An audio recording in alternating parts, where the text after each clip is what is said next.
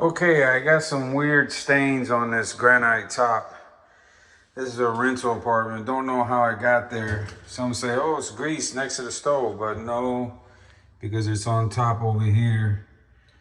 Unless they were just like slapping the grease on top of there, but I doubt it very seriously. And it's on the side over here.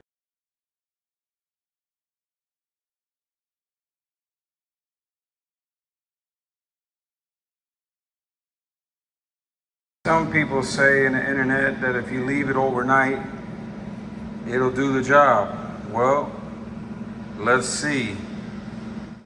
All right, so I left it sit overnight.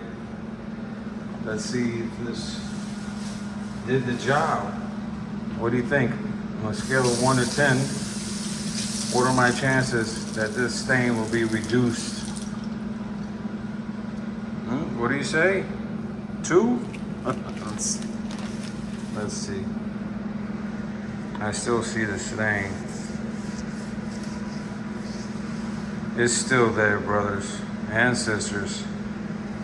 This isn't gonna work. Baking soda and hydrogen peroxide, myth busted.